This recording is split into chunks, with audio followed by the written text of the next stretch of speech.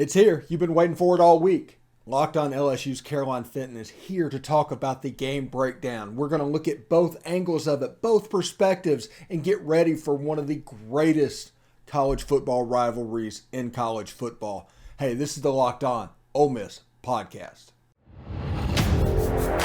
You are Locked On Ole Miss, your daily podcast on the Ole Miss Rebels, part of the Locked On Podcast Network, your team every day.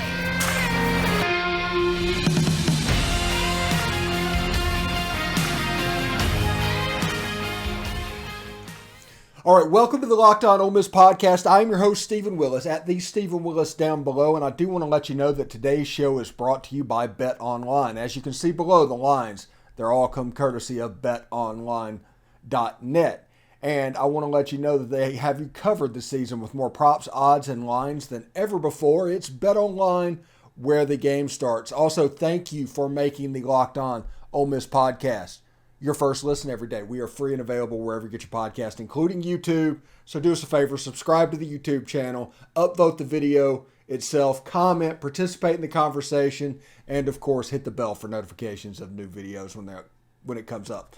Without further ado, let's get right to it. It's the crossover game breakdown-ish episode of the Locked On Ole Miss Podcast right here, right now. All right, it's crossover time. Stephen Willis from Locked On Ole Miss, Caroline Fenton from Locked On LSU. We're going to give you a nice game breakdown this weekend in Baton Rouge. This historic rivalry, another edition is about to take place. How are you doing, Caroline? I'm doing great. I'm excited for this week. I think that there's so much hype surrounding this game, always, because it's LSU Ole Miss.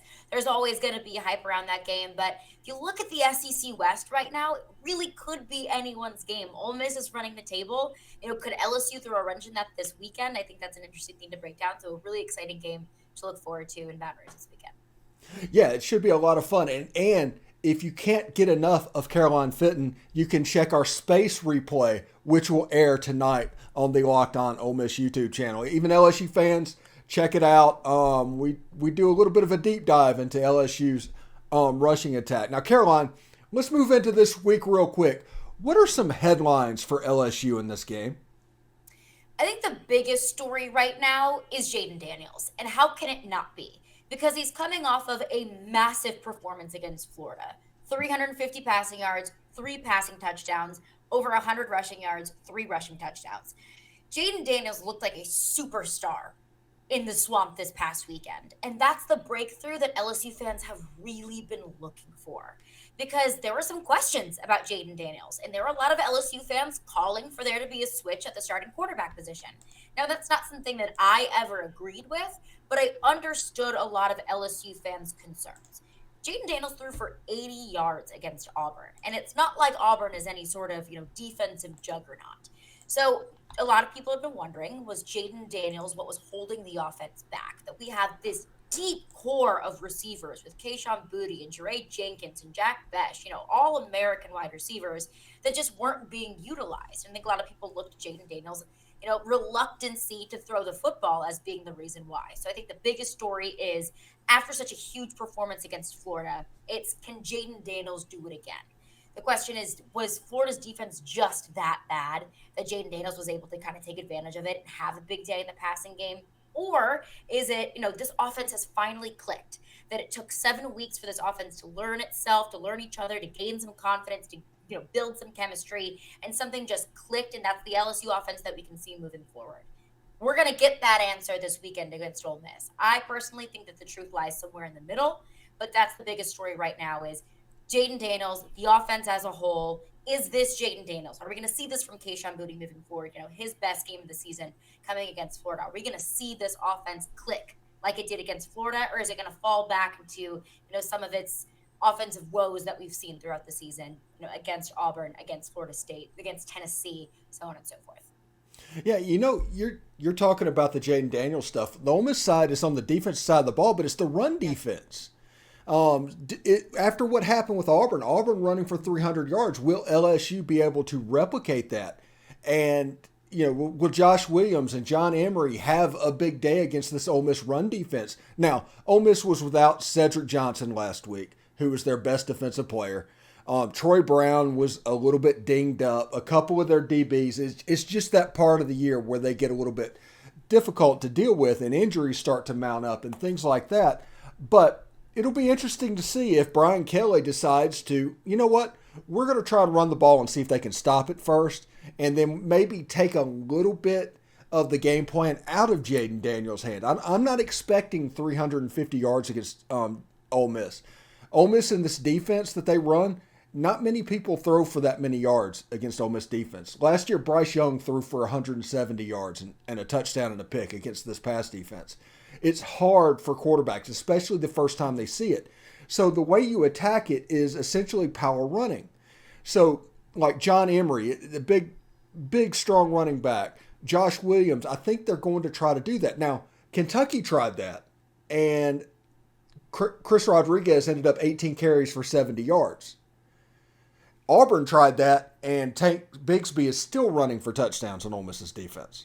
So it'll be interesting to see which way LSU leans with it. Now, this isn't something that LSU does. That's the difference between them and Auburn and Kentucky. So they would have to try and implement it for the week, a package of it. But I think they're going to try that, Caroline. And Brian Kelly probably watched that Ole Miss Auburn game and saw how well Auburn was able to run the ball. LSU's been able to run the ball very well so far this season. And also you mentioned John Emery, Josh Williams, two great running backs. But I also look at Armani Goodwin, who's a player who's been out for the last 3 weeks with a hamstring injury. He's been practicing this week. His status for Saturday is still kind of up in the air. I don't know if we're going to see Armani Goodwin, but that's another running back to kind of look for and has been a really strong running back who's been able to contribute a lot in this run game. But what Brian Kelly has wanted to do is have a more balanced attack, because I'm sure that Lane Kiffin wants to make the same adjustments in the run game that Brian Kelly is probably going to want to make watching what Ole Miss did against Auburn and trying to take advantage of that. And I think that Lane Kiffin looks at this LSU team, a really talented running team, not just the running back core, but also with a very mobile quarterback, something that I don't believe Ole Miss has seen yet. Such a mobile quarterback. I would look at, Hendon Hooker, Anthony Richardson, and Jayden Daniels being the 3 best mobile quarterbacks in this league so far. Ole Miss's defense hasn't seen that yet. So I wouldn't be surprised if you see Jayden Daniels run the ball as well as this running back core as well. And I think, too, the difference between, Jayden Daniels against Florida and the passing game against Florida and what we saw there, it wasn't necessarily the stat line, because I'm with you. I don't think Jayden Daniels is going to throw for 350 yards. I don't think you're going to see him do that very often, if yet ever again. But it's the difference of confidence and being calm, cool, and collected. That was really the difference for me, because, yes, 350 yards, that stat line is outstanding. But it was less about that and more so the willingness to make those risky throws. It's what Brian Kelly was urging him to do all season long was, I want you to be a little bit more risky. I want you to take those 50-50 balls. I want you to throw the deep shot. And if you get intercepted, then you get intercepted. But it's better to do that and to go for it rather than to step back and wait too long in the pocket, defer to your legs and get a gain of 3. Or to step back in the pocket and get really nervous and you get sacked. So I think that's another thing that we've seen from Jayden Daniels. And maybe that was a product of, growth throughout the season. Maybe that was a product of Florida just didn't get a lot of pressure on Jayden Daniels. And he felt comfortable dropping back and being able to throw a 54-yard touchdown pass downfield. I know the answer to that. I think we're going to see how his evolution really has, how far it's become against Ole Miss. But I think it's the confidence that we've seen from Jayden Daniels. That's the difference, rather than the stat line. Now, Jayden Daniels as a quarterback, is he somebody that you might see his confidence be a little bit fragile? If something bad were to happen at the beginning of the Ole Miss game, let's say he throws a pick in the first couple of drives, would that affect him the rest of the way, or would he just wash his mind of it and keep going? I think it's something that he would wash his mind of it. He has a short-term memory in that sense of if he gets sacked, throws an incompletion, throws an interception, that stuff doesn't really necessarily seem to shake him. Look at the Florida State game, for example. I think that's one LSU game that probably all of college football watched. Jayden Daniels was running all around the field. He was getting pressured a lot. What you saw in the fourth quarter, after 3 quarters of getting pressured and after 3 quarters of wide receivers dropping balls, he was still able to come back and make that big fourth quarter comeback. LSU didn't come back to win, but still he was able to kind of shake off what the last 3 quarters showed us. I think that that's looking at the confidence in kind of a micro scale of you got sacked and that'll kind of rattle you for the rest of the game. I don't see that from Jayden Daniels. I look at it more on a macro scale of confidence. And I mean that of confidence and chemistry with the wide receivers, confidence and chemistry with the offensive line, chemistry between the offensive line itself. LSU hasn't had a lot of consistency within the offensive line. I believe they've only had 2 games where they've had the same personnel on the offensive line. They've dealt with injuries. They've dealt with just, players trying to figure out where they work best in the offensive line. So when it comes to confidence, it's not necessarily getting shaken up by a play. It's more so just trying to figure out who he is within this offense and building the chemistry with the receivers. That was a big problem with Kayshon Boutte. It was a question that I was asking myself. A lot of other SEC fans were probably asking themselves, like, Kayshon Boutte was supposed to be this receiver that everyone wanted to watch. It was appointment watching with Kayshon Boutte, and this year it wasn't necessarily the case. I don't think that Kayshon Boutte lost his talent. I think it was Jayden Daniels and Kayshon Boutte just didn't have that chemistry, and they started to build that. Yes. Anyway, when we come back, we are going to talk about the keys to this game and which way each team can win this game. So we will look at that. But right now, I want to let you know about my cousin Chris. He suffered from excessive underarm sweat for 10 years. I know Chris is going to love me telling this story, but he was so worried about sweating through his dress shirts that he started tucking maxi pads into his shirt to soak up the sweat. It's crazy. Until he found Sweat Block. Sweat Block changed the game for him. Now, Chris was able to fix his problem with Sweat Block. But Sweat Block was created by doctors to help with his own excessive sweatings. It's a doctor-created and doctor-recommended product. So if you or someone you love or is experiencing embarrassing sweat or odor, try Sweat Block. Save 20% with promo code LOCKEDON. That's 2 words, LOCKEDON, at sweatblock.com. And it's also available at Amazon. All right, thanks for making the Locked On Ole Miss and Locked On LSU podcast your first listen every day. We are free and available wherever you get your podcast. Something I do, the LSU folks might not talk about that. I want a 5-star review from you from iTunes and Spotify. It doesn't matter what you say. Just make sure it's a 5-star review. That way, when people search our podcast, when they search Ole Miss Podcast or LSU Podcast, it comes up in the Google machine, and all of a sudden it's there front and center. If you could do that for me, it would be much appreciated. Anyway, Caroline, so we were talking in the first segment about some headlines of each team, and we're going to move into some keys to actually winning the game this segment. Now, the way I look at it, the key for Ole Miss winning the game is how well does Ole Miss run the ball? Because if they do what they did against Auburn, LSU is not winning this game. Ole Miss isn't losing if they put up 450 yards rushing on somebody. So what is LSU going to do to basically contain Quinshon Judkins and Zach Evans? Not necessarily kill it. Instead of 300 yards rushing, it's 230, 240. I think at that realm it's manageable for a little bit. But the key to the game will be Ole Miss running against whatever LSU is trying to do to stop it. What do you think? Yeah, I think that is my number one key to the game. And every Friday before the game, I say 3 ways LSU could win, 3 ways that LSU could lose. My number one way that I think LSU could lose is if they don't stop the run. And that's a really tall order when you're not just stopping one running back, when it's not as simple as just stacking the box on one side and containing one running back. You just mentioned it, the tandem that Ole Miss has in the running game is probably the best in college football. And I would say easily the best in the SEC. So that's my number one key to the game is LSU stopping the run. And what we've seen so far from LSU is that they can stop the run pretty well. We saw that was Brian Kelly's number one key to beating Auburn was containing Tank Bigsby. And LSU was able to do that fairly well. It was just they weren't able to stop the passing game, and that's how Auburn stayed in that game. Robbie Ashford, for some reason, looked like the Heisman Trophy candidate against LSU's passing defense. But that's something that I brought up with you in the Locked On Now, or excuse me, not Locked On Now. The Twitter space. All these different things are in my head.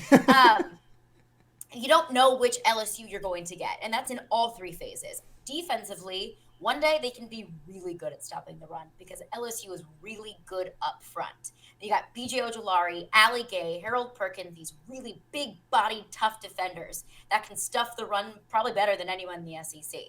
But then sometimes I'm like, well, where were they? Why weren't they able to stop the run? And then sometimes the secondary makes great tackles, and LSU's opponent can't throw the ball very well. But up front, they don't get a lot of pressure. So I think that's the key. It comes down to B.J. Ojolari, it comes down to Ali Gay, it comes down to Harold Perkins, it comes down to these guys on the defense up front to stop the run, and it's going to be a very tall order. But I think the fact that Ole Miss's offense really stays contained on the inside, it's not as much of a spread offense as maybe that we've seen like a Tennessee, for example. That's going to give this LSU defense a little bit more of an advantage because we've seen this LSU defense struggle with spread offenses. Yeah, it should be kind of interesting. Another key that I have in this game is basically Jaxson Dart, because I tell people all the time, if Luke Altmaier would have won this job, the record for Ole Miss would probably be exactly the same as it is right now. Jaxson Dart was recruited starting now. It was recruited to win these games. Now, but the danger of that is this is going to be the first time that Jaxson Dart has played in the environment of Tiger Stadium. His road games this season have been Georgia Tech and Vanderbilt. Not exactly intimidating places. This next 2 road games, he's going to be at LSU over 100,000 people, in College Station over 100,000 people. And how those 2 games go determine how Ole Miss's season goes. Because honestly, not to put the cart ahead of the horse or anything, but if Ole Miss wins its next 3 games, it is going to win the West. It'll clinch on the field after beating Alabama with 2 games left to go. If Ole Miss wins their next 3 games. Now, that's a hard order, and odds are Ole Miss is going to drop one of those. But it's possible. It's there. Now, Bo Wallace was a senior at Ole Miss in 2014. And the atmosphere and the crowd and everything, he kind of lost himself for a second at the end of the game. Ole Miss ended up dropping that game 10-7. Now, if that can happen to a seasoned senior, that can happen to a 19-year-old kid in his first real SEC road game. I think that is a major key to this weekend. And that's something that LSU fans view as an advantage always, is being able to play in Tiger Stadium. It's not an easy place to play. I also looked, even more recently, last week, Tennessee, Alabama.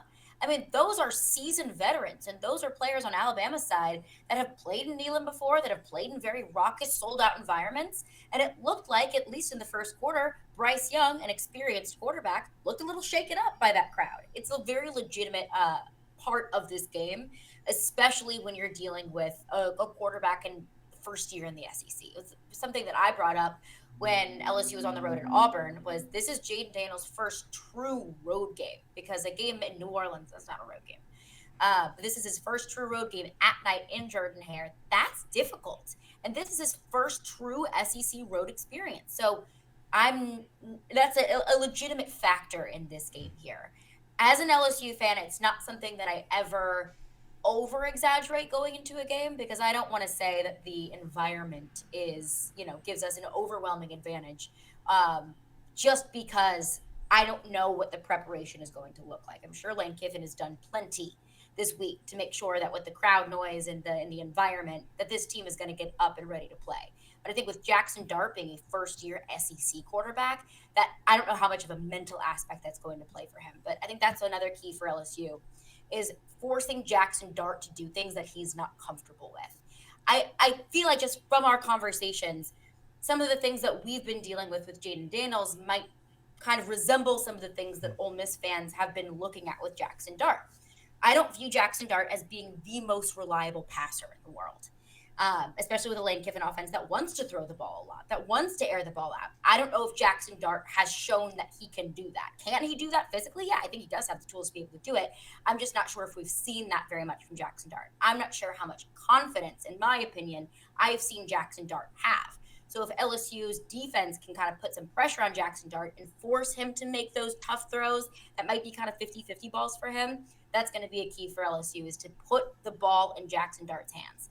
And if he can win the game that way, then more power to him. Then I need to give him more credit than I'm giving him now. But I think that's what LSU wants to do, is make Jaxson Dart do things that he's not comfortable with. Take away the run game from Jaxson Dart. Make him throw themselves to victory. Yeah, and my final key for the game, honestly, is the fact that Ole Miss gets to play under sunshine. If it was nighttime in Tiger Stadium, that would be an absolutely different situation. But a 2:30 game, now it's going to get dark at the end of the game, but the damage is already done then. That 2:30 kickoff is exactly what Ole Miss needed. We were hoping for 11. We couldn't quite get 11, but I can live with 2:30 in this game.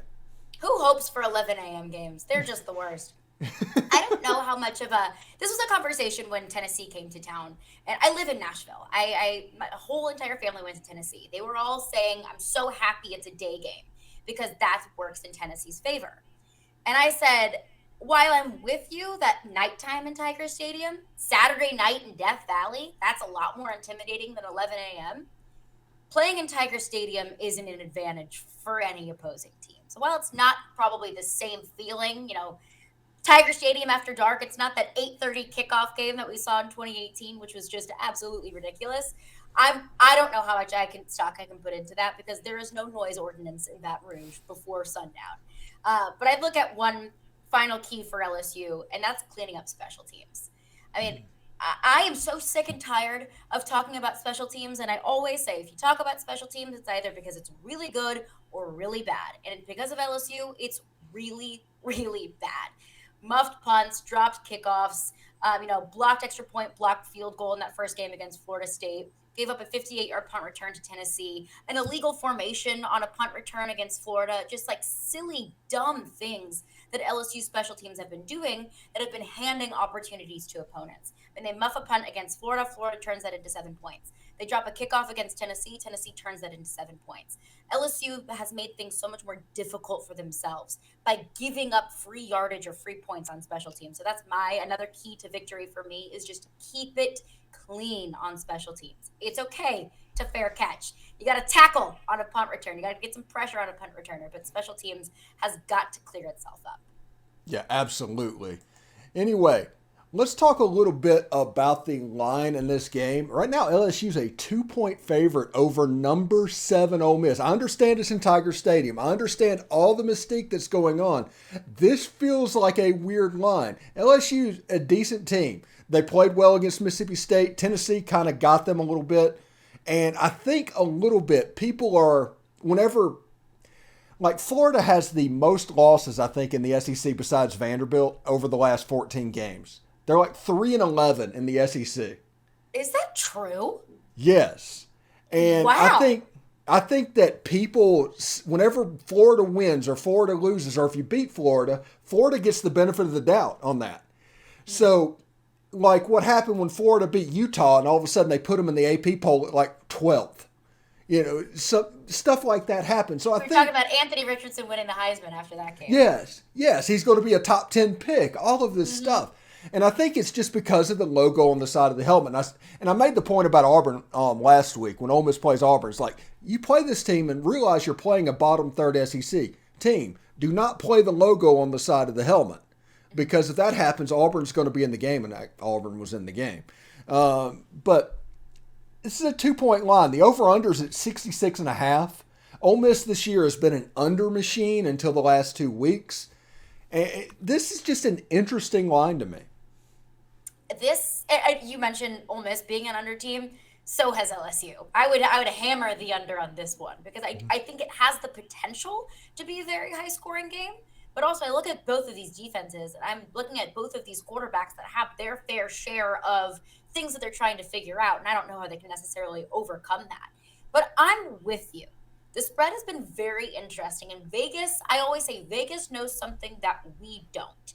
So what do they know here? Because if I'm Vegas and Ole Miss is an undefeated top 10 team in the country, and LSU is a team that has been very hot and cold, has been very up and down, has proven to have some fatal flaws, has proven to have some depth issues, and they got a first-year head coach. Those things come with a first-year head coach. I probably would have set the spread at like Ole Miss minus 4.5, and maybe that's even generous to LSU. This is interesting to me here, but it very much so is a what have you done for me lately week. What LSU has done lately is proven that they have a passing attack. What LSU has done lately is proven that they can get things moving offensively, that things are clicking. What Ole Miss has done recently is give up a ton of points and a ton of yards to a really just not great Auburn team. And I think that they look at horrible. And they look at the schedule as well. They look at the strength of schedule that Ole Miss is undefeated.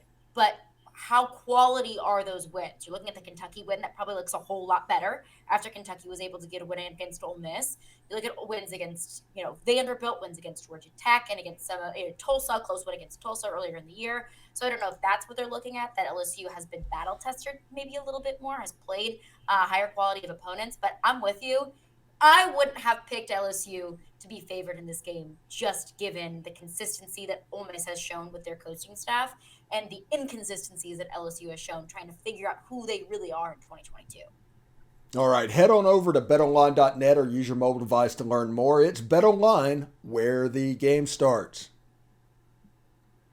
All right, thanks for making our podcast your first listen every day. We are free and available wherever you get your podcast, including YouTube. So do us a favor, subscribe to the YouTube channel, hit the bell for notifications and new video up there, and participate in the conversation by upvoting and commenting on the video itself. We appreciate all of that stuff. But Caroline, now it's time to get down to the brass tacks in this game. How do you see this game going? I think that this is going to be a shootout. LSU has proven that they are a second half team, and I think that's starting to change. I think that against Florida, we saw something click, and I understand that Ole Miss is going to be a much more difficult hill to climb than Florida was. But I think that you're going to see LSU come out faster and stronger than they have all season long. I think you're going to see them, battle more earlier. Ultimately, I do see Ole Miss winning this game, but I do see LSU keeping it close because I think that Ole Miss's rushing attack is just going to be too much for this LSU defense. And I think it's going to be close because I think that LSU is carrying all of this confidence into this game after the Florida win. Because they're not thinking about Florida being a bad team. They're thinking about, we just beat, one of our biggest rivals. We just beat an SEC opponent. Now we're 3-1 in the SEC against really good teams. I think that's how they're thinking about it. But I do think ultimately just with Ole Miss proving to be such a stout rushing attack and LSU's defense being a little inconsistent in run defense, I think that's ultimately what carries Ole Miss to victory. Yeah, if you look at it, I think the worst thing that could happen to LSU and the worst gift that LSU got this week was the fact that they're favored by 2 points. They needed Ole Miss to come down full of themselves. They needed to people to put on the film against Florida State and see the problems and the inconsistencies along the way. LSU being favored by 2 is going to make sure Ole Miss is locked in. This is going to be the first game this year that Ole Miss has been the underdog in. And because of that, I think they're going to come out on fire. Ole Miss has put together no more than 32 minutes or so of a good game performance this season. They have not put even a complete 3 quarters together. I think this game they kind of do. They kind of lock it in and do that. And if Ole Miss, like I said, if Ole Miss wins one of the next 2, that Alabama game becomes nuclear. And we're going to treat it as such, so you can tune into the Locked On Ole Miss podcast for that. But you guys get Alabama before we do, so you got that game. So Bama's got, before we get out of here, we're going to give our score prediction in a second. I have never seen, I don't know, well, I'm not going to say never, but in the last 15 years, I've never seen Alabama just slip up and just be on the edge so many times in a season. This is weird. I don't know what it is. I don't know if it's the personnel, that these players just aren't as good as we've seen Alabama players be in the past. But then I also look at, 2023 NFL draft projections. Got a lot of Alabama Crimson Tide in there. And I don't know if it's, the coordinators just aren't working out. I don't think it's any sort of shock to anyone that Bill O'Brien might not be an offensive guru that Nick Saban thought that he was. So is it the coordinators? Is it Pete Golding and Bill O'Brien? Is Nick Saban losing his touch? I don't know. But this Alabama team has proven to just not be as dominant and not as disciplined. Like, what is with 3 unprecedentedly sloppy games in terms of penalties and turnovers? 13 penalties against Texas, 15 against Tennessee, 4 turnovers, 3 fumbles against Texas A&M. Alabama doesn't make those kinds of mistakes. So wherever that comes from, and that sounds like a coaching issue to me. I think that's why Alabama just hasn't looked as intimidating as they have in the past. Yeah. But Bryce Young's anyway, damn yeah, it's all relative. Alabama is still Alabama. But going back to this game real quick before we get out of here, I see this game as an Ole Miss win. I think Ole Miss wins this game 27-17. That is the range I'm putting this in. I think both teams are going to run the ball, and Ole Miss is going to come out and be a little bit more effective stopping the run this week. I'm going to say 24-21 Ole Miss. I think it's going to be a little bit closer than that. And I think that because I see LSU coming out faster. And I wouldn't be surprised if it's a very close game at the half. Maybe even LSU is up at the half because I think they've seen how much momentum they can carry over into the second half. They just don't dig themselves in a hole. So I think that's what keeps it close. But I think ultimately it comes down to a field goal in the last couple of minutes in the game. And I think it's really, truly whoever has the ball last wins. Yeah, that's an Ole Miss LSU tradition, honestly. It really is.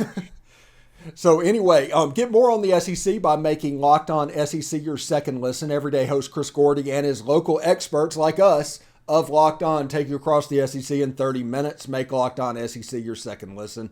It's Locked On SEC. Caroline, thank you very much for coming by today, and best of luck this weekend. Yeah, appreciate you. If you or any Ole Miss listeners are traveling to Baton Rouge, travel safe and enjoy your time in Baton Rouge. All right, take care.